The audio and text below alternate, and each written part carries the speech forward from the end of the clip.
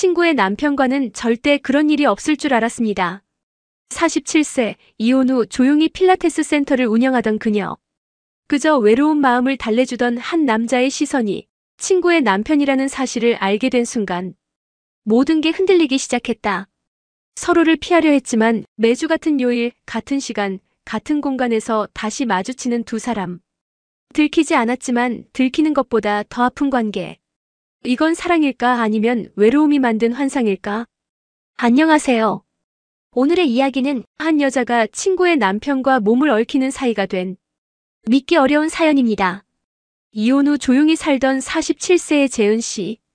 그녀는 작은 필라테스 센터를 운영하며 그저 평범한 일상을 보내고 있었죠. 하지만 오랜 친구의 남편이 회원으로 찾아오면서 모든 게 변했습니다. 운동이 시작이었고 시선이 이어졌으며 숨결이 닿는 순간 마음이 흔들렸습니다. 그녀는 끝까지 멈추려 했지만 사람의 마음은 그렇게 단순하지 않았습니다. 오늘의 사연 지금 시작합니다. 이혼한 지 꼭 3년째 되는 봄이었다. 조용한 상가 2층, 유리창 너머로 햇살이 비치는 내 작은 필라테스 센터. 하루에도 몇 번씩 반복되는 루틴 스트레칭, 기구 청소, 그리고 예약 확인. 삶은 단조로웠지만 적어도 외롭진 않다고 스스로를 속이며 지냈다. 그날도 마찬가지였다. 점심 무렵 오랜 친구 선미가 예약 문자를 보냈다. 오늘 남편 좀 데리고 갈게. 허리가 안 좋아서 병원에서 필라테스 추천하더라. 그 한 문장에 잠시 멈칫했다. 결혼 후 연락이 뜸했던 선미 그리고 그녀의 남편이라니 이름조차 들은 적 없었다. 오후 3시쯤 문이 열렸다. 선미가 익숙한 웃음으로 들어오고 그 뒤로 한 남자가 조용히 따라 들어왔다. 검은 셔츠에 단정한 슬랙스, 팔뚝엔 장근육이 살짝 드러나 있었다. 첫인상은 과묵하지만 강단 있는 사람 같았다. 여기가 그 유명한 재은 필라테스예요.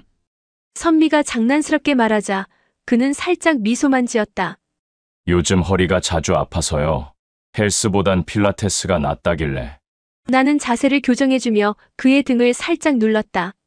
손끝에 전해지는 단단한 근육의 감촉이 묘하게 낯설었다. 허리 힘이 좀 약하시네요. 복부 근육을 같이 잡아줘야 통증이 줄어요. 내 말에 그는 고개를 끄덕이며 시선을 맞췄다. 그 순간 시간의 흐름이 잠시 멈춘 것 같았다. 선미가 잠시 전화를 받으러 나가자 센터 안엔 우리 둘만 남았다. 숨소리만 조용히 엇갈렸다. 나는 애써 시선을 다른 데로 돌리며 말했다. 이 동작은 혼자 하시기 힘드실 거예요. 제가 잡아드릴게요. 손이 그의 팔을 따라 올라가 어깨에 닿았다. 그리고 그 짧은 순간 그의 숨이 미세하게 흔들렸다. 편하시죠? 내가 물었지만 대답은 없었다. 대신 그가 아주 낮은 목소리로 말했다. 이상하네요. 누가 만져주는 게 이렇게 편한 건 처음이에요. 그 말에 내 손끝이 얼어붙었다. 그의 목소리는 낮고 따뜻했지만 그 속에 묘한 떨림이 스며 있었다. 나는 잠시 말을 잃고 단지 고개만 끄덕였다. 그날 이후 내 평범했던 일상에 작은 균열이 생기기 시작했다. 그날 이후로 며칠이 흘렀다. 평소처럼 수업을 마치고 정리하던 오후 문이 조용히 열렸다. 익숙한 목소리.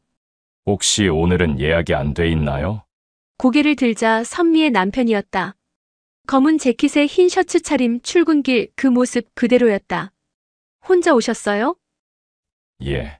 요 며칠 허리가 좀 더 아파서요. 혹시 잠깐만 봐주실 수 있을까요? 나는 고개를 끄덕이며 매트를 깔았다. 그의 동작 하나하나에 집중하면서도 마음 한켠이 이상하게 불안했다. 그날의 촉감이 자꾸 떠올라서였다. 그는 움직일 때마다 조용히 숨을 고르며 내 지시에 따랐다. 그 숨결이 유리창에 부딪혀 잔잔하게 번졌다. 오늘은 혼자 오셔서 좀 낯설죠? 내가 웃으며 말하자 그는 잠시 멈췄다. 아니요, 오히려 더 집중이 잘 되네요. 그의 말투는 담담했지만 시선은 분명했다. 잠시 마주친 눈빛 속에 무언가가 스쳤다. 수업이 끝난 뒤 그는 고개를 숙이며 말했다. 오늘 고맙습니다. 다음에 또 와도 될까요? 그의 말에 나는 잠시 말을 잃었다. 필라테스 회원이라면야 언제든 환영이지만 그가 내게 건 눈빛엔 단순한 고객의 예의 이상이 있었다. 그래서일까 괜히 목소리가 낮아졌다. 그럼요. 언제든 오세요. 그날 저녁 휴대폰이 울렸다. 선미 남편이라는 이름이 아닌 낯선 번호였다. 오늘 고마웠습니다. 허리 덕분에 많이 편해졌어요. 문자 한 줄이었지만 묘하게 오래 머물렀다. 나는 답장을 하지 않았다. 하지만 자꾸만 휴대폰 화면을 다시 켜보게 됐다. 며칠 후 그는 다시 찾아왔다. 그리고 또 그 다음 주에도. 이제는 이유를 말하지도 않았다. 그저 시간 괜찮으세요? 라며 문을 열고 들어왔다. 그럴 때마다 나는 애써 웃으며 말했다. 요즘은 꾸준히 하시네요. 그는 짧게 대답했다. 그냥 여기가 편해서요. 그 말 한마디가 내 마음 한쪽을 서서히 무너뜨리고 있었다. 나는 그저 트레이너일 뿐인데, 그는 회원일 뿐인데, 그 단순한 관계 속에 묘한 온도가 생겨나고 있었다. 퇴근 후 텅 빈 센터 불을 끄며 나는 혼잣말처럼 중얼거렸다. 이 사람 왜 자꾸 나한테 오는 걸까? 하지만 대답은 이미 알고 있었다. 그리고 그 대답이 두렵게 달콤했다. 그날은 비가 내렸다. 필라테스 센터 유리창을 타고 빗방울이 흘러내리던 오후, 평소보다 일찍 문이 열렸다. 오늘도 오셨네요. 내 말에 그는 젖은 머리카락을 넘기며 미소 지었다. 밖에 비가 너무 와서요. 그냥 여기까지 걸어왔습니다. 우산도 없이 걸어온 그 모습에 순간 마음이 흔들렸다. 감기 걸리시겠어요. 수건을 건네자 그는 잠시 멈칫하다가 내 손을 가볍게 받았다. 그 손끝이 닿는 순간 공기가 달라졌다. 짧은 정적 속에서 빗소리만 유리창을 두드렸다. 운동을 시작했지만 오늘의 분위기는 이상했다. 그는 내 지시보다 내 얼굴을 더 자주 바라봤다. 허리 괜찮으세요? 예, 근데 요즘은 허리보다 마음이 더 아픈 것 같습니다. 뜻밖의 말이었다. 왜요? 아무것도 아닙니다. 그냥 이상하게 여길까 봐요. 그의 시선이 내 어깨에서 목선을 타고 천천히 흘러내렸다. 나는 애써 고개를 돌렸다. 하지만 그 시선의 온기가 피부에 그대로 남았다. 이 동작은 혼자 하기 어려워요. 제가 옆에서 잡아드릴게요. 내가 다가가자 그는 조용히 숨을 고르며 말했다. 괜찮아요. 그냥 이렇게 가까이 있으니까 더 나은 것 같네요. 그 말에 심장이 미세하게 뛰었다. 가까운 거리, 서로의 숨이 닿을 만큼의 공간에서 나는 한 걸음도 물러서지 못했다. 그 순간 문이 열렸다. 어머, 재은아. 선미의 목소리였다. 나는 반사적으로 거리를 벌렸다. 그녀는 아무렇지 않은 얼굴로 들어와 말했다. 우리 남편 여기 있었네? 또 혼자 왔구나. 그는 담담히 웃었다. 운동 중이었어. 나는 침착한 척하며 물수건을 챙겼다. 그러나 손끝은 떨리고 있었다. 선미는 그런 나를 힐끗 보더니 요즘 우리 남편 열심히 다니지? 고마워. 라고 말하고는 웃었다. 그녀가 나가자 다시 정적이 내려앉았다. 그는 천천히 말했다. 오늘은 더 이상 안 할게요. 괜히 또 오해 살지도 모르니까. 하지만 그의 말과는 달리 눈빛엔 멈추지 못한 무언가가 깃들어 있었다. 그날 밤 나는 처음으로 퇴근 후 술을 한 잔 마셨다. 잔에 비친 내 얼굴이 낯설었다. 언제부터인가 나는 그의 발소리, 그의 숨결, 그의 눈빛을 기다리게 되어 있었다. 그날은 유난히 더웠다. 수업이 모두 끝나고 문을 닫으려던 찰나 휴대폰이 울렸다. 선미였다. 재은아, 나 이번 주말에 친정 내려가. 혹시 남편 혼자 있을 텐데 운동 계속 할 수 있게 봐줄 수 있지? 가볍게 웃으며 대답했지만 마음은 묘하게 불편했다. 며칠 전 그 눈빛이 아직도 선명했기 때문이다. 그래, 뭐 괜찮지. 전화를 끊자마자 이상하게 가슴이 두근거렸다. 다음 날 저녁 그는 어김없이 나타났다. 오늘은 센터 말고 혹시 근처 카페에서 얘기 좀 할 수 있을까요? 그의 낮은 목소리에 망설였지만 거절의 말이 나오지 않았다. 우리는 센터 바로 옆 조용한 카페에 마주 앉았다. 창가 자리, 노을빛이 그의 옆 얼굴을 비췄다. 그는 커피잔을 만지작거리며 말했다. 사실 이런 얘기하면 안 되는데요. 요즘 집보다 여기가 더 편합니다. 그 한마디가 내 마음의 방어선을 무너뜨렸다. 나는 괜히 미소로 답했다. 그래도 부부는 늘 가까이 있어야죠. 그는 고개를 숙였다. 가까이 있는데 이상하게 멀어요. 정적이 흘렀다. 창밖의 사람들은 무심히 지나가고 우리는 그 작은 공간 안에서 서로의 숨결을 느꼈다. 그날 밤 퇴근 준비를 하는데 그가 다시 왔다. 차가 고장나서 잠시만 기다리게 해주세요. 비어있는 센터 불빛은 희미했고 공기엔 땀과 향수 냄새가 섞였다. 그는 운동복으로 갈아입으며 조용히 말했다. 혼자 있을 때마다 이상하게 당신 생각이 납니다. 심장이 요동쳤다. 그런 말하면 안 돼요. 알아요. 그런데도 계속 떠오릅니다. 그의 눈빛이 내 얼굴을 따라 천천히 내려왔다. 그 순간 전등이 깜빡이며 어둠이 스쳤다. 우리는 서로를 바라본 채 아무 말도 하지 못했다. 차 고쳤어요. 이제 가볼게요. 그가 문을 나서자 센터 안엔 내 숨소리만 남았다. 하지만 문이 닫히는 순간 깨달았다. 그의 발소리가 멀어질수록 내 안에 무언가가 점점 더 그를 향해 걸어가고 있었다. 그날 밤 폭우가 쏟아졌다. 천둥이 유리창을 울릴 만큼 세차게 내리는 비였다. 퇴근 시간은 훌쩍 지났지만 문을 닫지 못한 채 밖을 바라보고 있었다. 그때 문이 열렸다. 젖은 셔츠 차림에 그가 서 있었다. 갑자기 차가 멈춰서 여길 지나던 길이었습니다. 어깨에서 물방울이 떨어지고 셔츠는 몸에 달라붙어 있었다. 이리 들어오세요. 감기 걸리겠어요. 수건을 건네며 문을 닫았다. 그의 숨소리가 빗소리와 섞여 울렸다. 그는 고개를 숙이며 미소 지었다. 이상하네요. 여긴 늘 운동하러 오는 곳인데 오늘은 그냥 당신이 보고 싶어서 왔나 봅니다. 그 말에 가슴이 세차게 뛰었다. 그런 말 하면 안 돼요. 안 되는 거 아는데 그래도 멈출 수가 없네요. 침묵이 무겁게 내려앉았다. 그가 젖은 머리를 쓸어 넘길 때마다 물방울이 내 손등에 떨어졌다. 나는 천천히 수건을 들어 그의 머리를 닦아주었다. 그의 눈동자가 나를 바라봤다. 가까워질수록 숨이 더 짧아졌다. 이러면 안 돼요. 내 목소리는 떨렸고 손끝은 그를 밀어내지 못했다. 알아요. 그는 낮게 속삭였다. 근데 당신이 내 인생에서 제일 따뜻한 사람입니다. 말보다 먼저 손끝이 닿았다. 서로의 체온이 부딪히는 순간 모든 소리가 사라졌다. 빗소리조차 멀어지고 남은 건 두 사람의 숨결뿐이었다. 그의 손이 내 허리로, 내 손이 그의 어깨로 천천히 향했다. 그 짧은 거리, 그 얇은 공기를 사이에 두고 우린 한참 동안 아무 말도 하지 못했다. 재은 씨, 그가 내 이름을 불렀다. 그 한마디가 모든 걸 무너뜨렸다. 나는 고개를 숙였다. 머리가 아닌 가슴이 시키는 대로 그의 손을 잡아 끌었다. 친구의 남편은 내 손에 이끌려 센터 내 샤워실로 향했다. 그 사람의 젖은 셔츠를 천천히 벗겨주었다. 그 후 내 상의 트레이닝복 지퍼에 그의 손가락을 가져다 댔다. 그러자 그 역시 천천히 내 옷가지를 벗겨주기 시작했다. 그리고 그날 밤 우린 결국 그 선을 넘었다. 그날은 거의 밤을 새다시피 친구 남편과 사랑을 나눴다. 그 사람은 허리가 아파서 필라테스를 다니게 된 것이 핑계같이 느껴질 정도로 어디서 그런 힘이 나오는지 모를 만큼 힘이 넘쳤다. 나는 친구에게 미안한 마음이 잊혀질 정도로 무척이나 흡족스러웠다. 사랑을 나눈 후 장난을 치듯 그에게 말했다.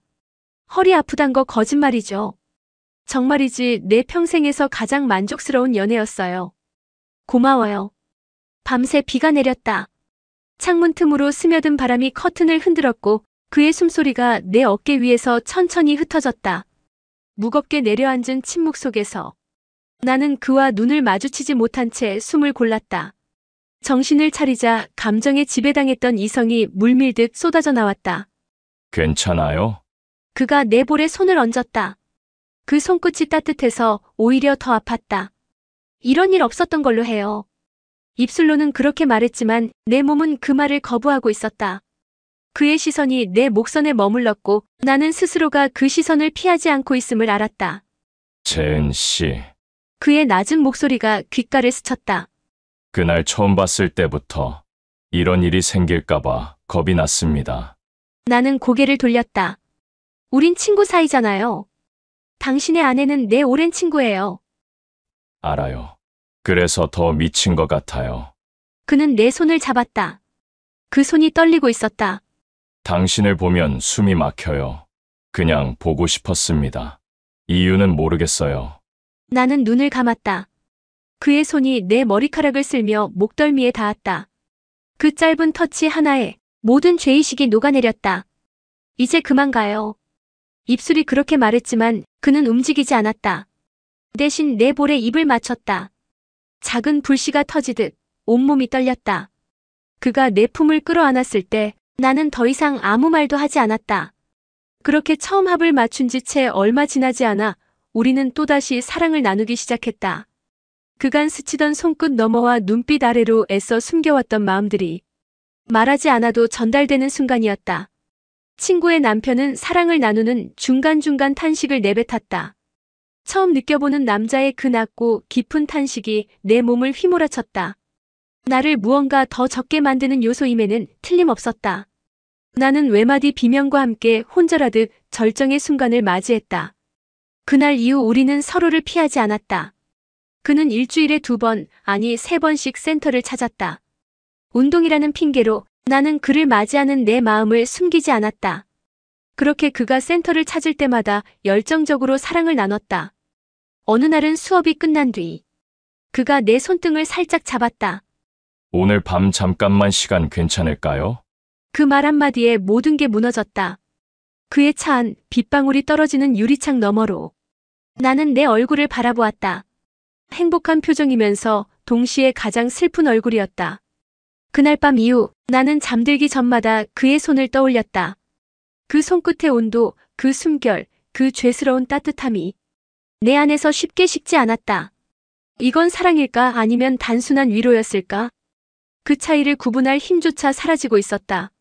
선미가 돌아온 건 생각보다 일찍이었다. 그날 오후 아무 예고도 없이 센터 문이 열리더니 밝은 목소리가 들려왔다. 재은아, 나 돌아왔어. 깜짝 놀랐지? 순간 심장이 멈췄다.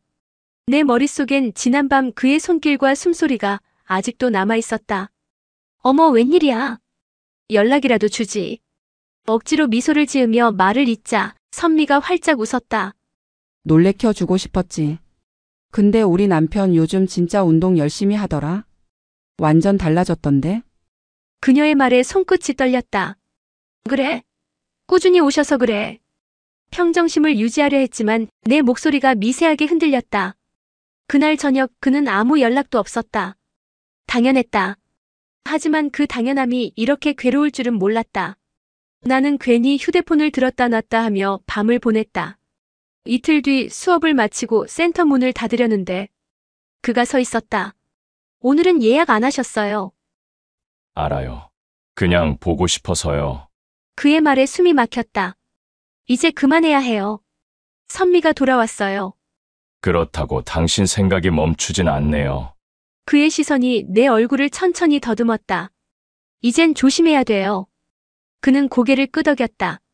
그럼 오늘은 그냥 얘기만 할게요.